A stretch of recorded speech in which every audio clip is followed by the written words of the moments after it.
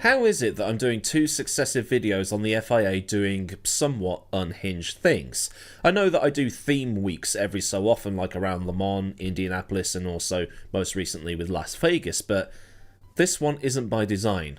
This one is because the FIA is doing what the FIA does. In case you didn't watch that video, I talked about FIA President Mohammed Ben Sulayem sacking stewards by text message and removing race directors seemingly on a whim. One race director was due to start doing Formula 2 race direction in Qatar this weekend, but she got removed before she even had the chance to get started with her new job. This left the F1 race director, Rui Marquez, pulling double duty with Formula 1 and Formula 2, something that not even Charlie Whiting was willing to do given how much work was involved. In turn, Marquez took over from Niels Wittig, and apologies if the name has been mispronounced because my German is, well, non-existent beyond the lyrics to 99 Red Balloons and some Rammstein songs, but just within the last 2 races, that's all been flipped around. Wittig was let go with just 3 races left on the calendar in a bizarre move. For a start, there's 3 races left in the season. Well, there was 3 races left in the season when he was removed, and the FIA said that he'd left to pursue other opportunities in a generic statement that read like any local band member departing a band statement, while Wittig told an Austrian reporter working for a German publication, which corrects one point I made in the previous video, that he had been sacked. This has opened up the Ark of the Covenant and everybody's face is melting. Everything's just been... What? There has been other things, a wing mirror falling off a car and sitting in the middle of the track, for instance. It might seem inconsequential, but when someone runs over it, which actually happened because, well, you're probably not going to see it from the driver's driving positions, the thing ends up being strewn all over the place. Because that's the thing about carbon fibre, it's either the lightest and strongest thing that you'll ever hold in your life, and if you've never held anything made of carbon fibre, it is amazing just how light and strong it is, or carbon fibre is in 997 million teeny tiny pieces. When there is quite clearly a piece of car on the track, you have to neutralise the race in some manner to get it all sorted out. These days, it would most likely be a virtual safety car given where on track that mirror was located on the circuit, and that allows everything to be slowed down so that a marshal can get out there safely and retrieve the offending article. Yes, it sucks that the flow of the race is interrupted for a virtual safety car that will be there for, what, a minute, if that? But you can't be too careful in some instances. So the decision to throw double-waved yellows out there seems completely and utterly insane. For a start, it seemed that nobody was in any hurry to clear that mangled mirror up to start with, but double-waved yellows are not used for that particular thing. Double-waved yellows are essentially local red flags. With Formula 1 having the virtual and physical safety car available to them, it's actually quite rare to see double-waved yellows in a race because when they're thrown, they're usually accompanied by the safety car boards. Double-waved yellows mean the track is partially or completely blocked, slow down and be prepared to stop. But the track was not wholly or partially blocked, it was just a wing mirror off a Williams just sitting there, which inevitably got sprayed all over the place. But Scott Mitchell-Malm at the race and many others in the F1 media were expecting an explanation from the FIA as to why these flags were thrown and not a standard waved yellow or even virtual safety car. This was promised to be issued by 1 AM Qatari time last night before they were told it would be this morning. It's now morning and still nothing. But either way, there was debris on the track that the race direction team didn't seem too fussed about moving with some modicum of haste, and then Bottas hit it while moving over to let Leclerc lap him, which made things worse. Did this contribute to the punctures that Sainz and Hamilton had? Probably, but then this place has curbs that love to chew tyres as well. Now, I said there was no explanation, but Autosport just posted it. It reads thus. Normal practice is for the safety car not to be deployed if there is a small amount of debris and off the racing line. The extensive debris after a car hit the mirror and the punctures that occurred shortly after forced a decision on a safety car. A VSC would not have been a solution as the cars remain spread out and there is not sufficient time for a marshal to clear the debris. Now that's a load of bollocks because how did the debris get sprayed all over the track in the first place? A car hit it by pulling towards that pit wall side of the track, where other cars would be going if they were setting up an overtake into turn 1. I don't think they should be reacting to what has happened, but what could happen. Now I appreciate that it's impossible to account for all eventualities, but if there's a piece of bodywork the size of a house brick lying on the track, the turbulence caused by the cars driving past might make it move onto the racing line. Sure, it hasn't now, but it might. Does the phrase better to be safe than sorry translate into Portuguese? But then Bottas hit that wing mirror, and he probably never even saw it because of how they sit so low in the car and they've got the halo in front of them. So Bottas hits the wing mirror and it sprays carbon everywhere, and 2 drivers get punctures as a result.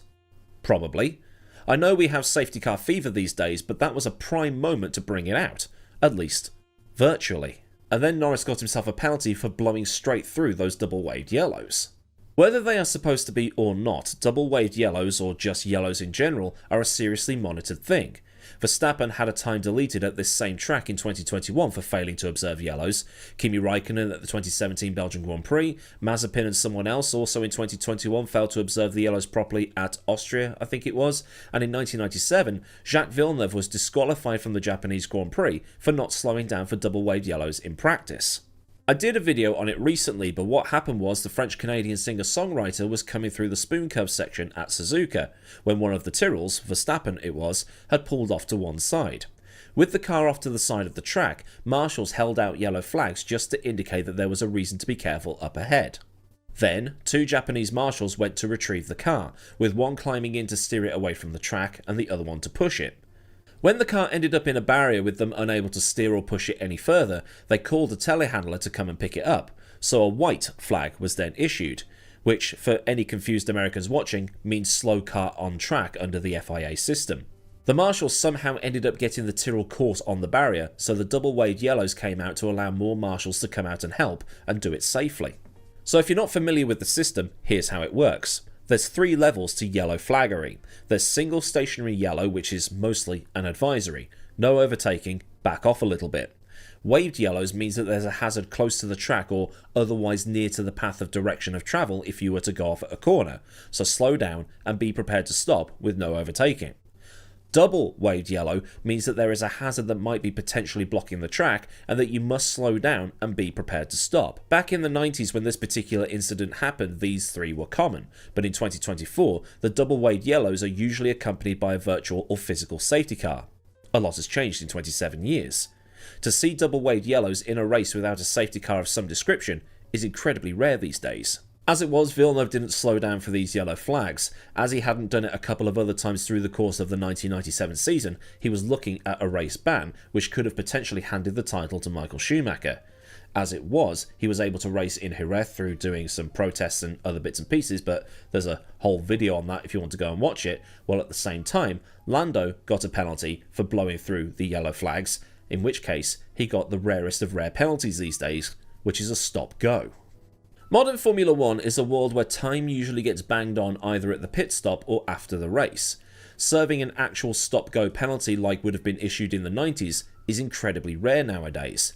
Hamilton and Giovinazzi got one at the 2020 Italian Grand Prix for entering a closed pit lane, which I think is the last time one has been called in an actual race. Now, Latifi and Mazepin were given stop-go penalties for failing to observe double yellows at the 2021 Austrian Grand Prix, but they added the time on at the end of the race. So a 10-second stop-go became a 30-second time penalty because they didn't serve it in the race, probably because they didn't have time, but they did it to account for the time taken through the pit lane as well as the 10 seconds, if you follow me. But whether those yellows should have been there or not, Lando was banged to rights and copped the penalty. He didn't lift and gained something like 0.6 of a second or something along those lines, and yellow flag infractions are taken quite seriously, especially double-waved yellows, given that they're treated like local reds. And yes, I've said he's banged to rights and all of that other stuff, but there is more to add because while it is slam dunk, there's been a lot of discourse online about all this.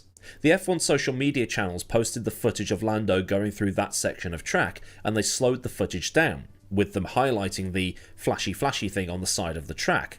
So it's got a lot of people going, well, how's he supposed to see that thing going past at 190 miles an hour with the lights turning on as he gets to that marshal post? There's double waved yellows at the next marshal post that were waving before that light even turned on. And Max passed that same flashy post before the lights came on and lifted the second he saw the manually waved yellows. No lights on his wheel or at the side of the track. So yes, how was Lando supposed to see the light? But even on Anthony Davidson's side-by-side thing on the Sky Sports coverage, you can still see the yellow flags in the distance. So that is why he got the penalty. But it doesn't mean that the waved yellows and stuff wasn't all over the place. Again, under the rulebook, he's banged to rights and it is a penalty. a penalty under the rulebook. But that doesn't necessarily mean it's right. And that's what I mean when I'm calling it slam dunk. It is per the rulebook because those yellow flags were already waving before he arrived, and Verstappen saw them in less time and was still able to react and lift off and do what he needed to do to avoid a penalty. But I'll leave all that to you to debate down in the comments. I've added this bit after the fact because I know it's going to get brought up. The FIA screwed up their handling of the incident, but that doesn't mean that a driver should be exempt from anything simply because the FIA got it wrong. It's a bit like being wrongfully detained by a police officer. Deal with it now, complain later. However, the stewards dish out the penalties, but it's the race director that decides whether the safety car should be there or not. But it is what it is. And one of the comments on the race's verdict on article, where they get 3 or 4 columnists to offer their opinions, was interesting, so I thought I would put it in here and allow you to sort of look at it and maybe discuss it yourselves in the comments. That comment was, "Can someone from the race quote what the rules say about this infraction? As I've said before, causing a crash where you can continue and the other's race is ended, a drive-through is needed, not a 5 or 10 second penalty. For this, a 5 or 10 second post-race penalty would have been enough as no driver was in danger. A VSC with double yellow in that zone allowing a worker to grab the mirror should have been enough. My other thought was, what the fuck was Bottas thinking? Lando got screwed. Play to the whistle is the expression. Your sport might not have a whistle, but you have to abide by the referee's decisions and the rulebook whether you think it's right or wrong." So as an example, there was a Premier League football match a few years ago. It was Sheffield United and Newcastle, I think it was, but either way, the defenders thought the opposing player's striker was offside. So they started throwing limbs, saying, "Ref, Lino, he's offside, he's offside, he's offside." And in doing so, the opposing player ran past the defenders, who were just standing around waving their arms, and scored. The linesman had raised his flag, but the ref hadn't blown the whistle, so play continued because the referee hadn't said, "Stop." When it went to the VAR check, it turned out that the opposing player was onside all along, so the goal stood and the Sheffield players looked stupid. If they'd stopped the opposition player and he was offside, it goes back for a free kick. No harm done. They played it safe. If they stop him and he was onside, they stop him scoring. But because they stood there like muppets, they looked even more stupid when it turned out they'd got it all wrong. Play to what the ref is doing, even if you disagree with him. And given that Latifi and Mazepin got exactly the same penalty at Austria in 2021, means that there is consistency with this particular type of offence.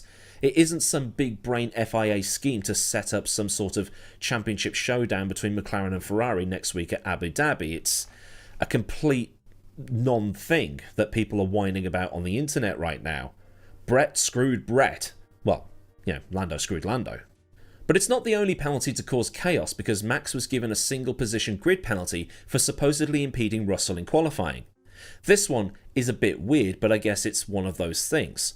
The drivers have to keep to a delta now. Max didn't keep that delta, George was going fast to make sure his tyres were up for his fast lap, and Max was cooling his tyres down so he was going slower. He then let Alonso pass, and then this happened, and then this happened. It's a weird penalty. And really, it didn't change anything in the grand scheme of things, other than Max having one less pole position and George having one more pole position. And also, George got a bad start and Max took the lead into turn 1 and never looked back. So it was a penalty that wasn't really needed, but I don't know. But a one-place grid drop has happened before. Perez got one at the 2020 Tuscan Grand Prix for causing a collision with Raikkonen in the second practice session.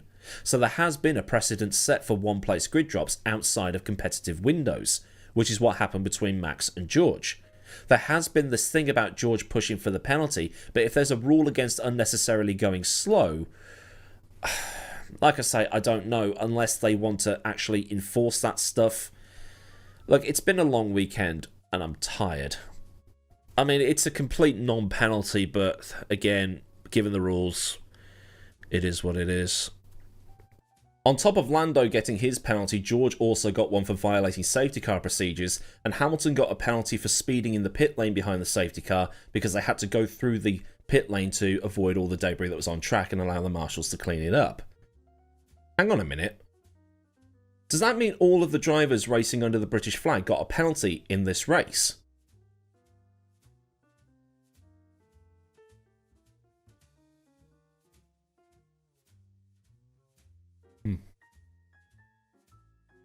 I love Jaffa Cake.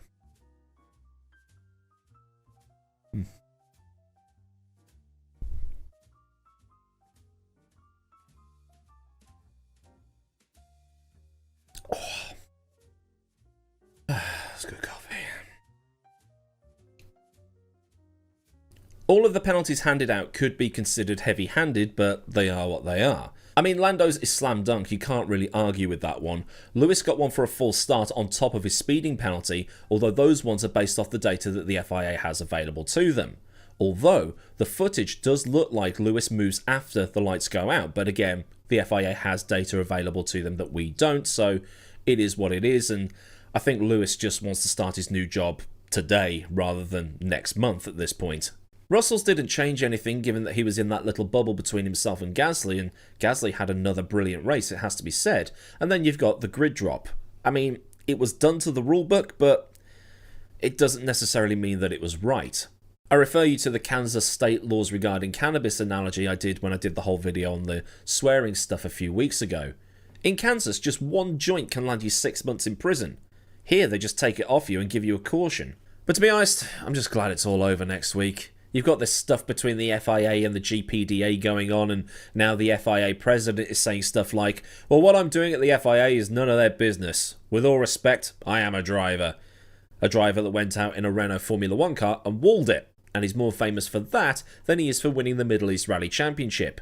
But that line does have Balestri's "you are just drivers, the only decision is my decision" vibes. Scott Mitchell posted that "I am a driver" quote and the clip of the Renault crash, and it got a hearty chuckle from me. Yeah, hello, 999? Yeah, I'd like to report a murder. But as Mitchell later wrote to someone saying the media needs to call this out more, it seems that the media is doing what it can. Surlian won't answer them directly, and it seems his immediate subordinates are willing to go along with what he's doing, while adding that it's a shame because it doesn't reflect the attitude of the very good people working at the FIA. That smell you're picking up right now is the smell of Mitchell's press passes being set on fire. But like I said, it will all be over next week, and we are guaranteed to have brand new Constructors Champions. The thing is, will those Constructors Champions be red, or will they be orange? I don't know, and I don't think I'm even bothered. I was Formula 1'd out a month ago. So then, a look at the penalties and explaining that Lando wasn't screwed, among other bits and pieces. If this thing has made you think things about the thing, then like this thing so I know I did a good thing. And for more things from this thing, hit the subscribe button thing and ring the bell thing so you never miss out on anything that I do around here. Massive thanks as ever go out to the fine bunch of lads over at Patreon for the continued support, and if you want to help keep the lights on around here, a link to Patreon is in the description, along with links to Discord, socials and other bits and pieces that you might want or need to know. There's also super thanks if you just want to top up my coffee cup, and memberships for Patreon style support but through YouTube instead of Patreon. There's something for everybody, I guess, so until next time, I've been AdmiralLaWind, have a great day wherever you are, and goodbye.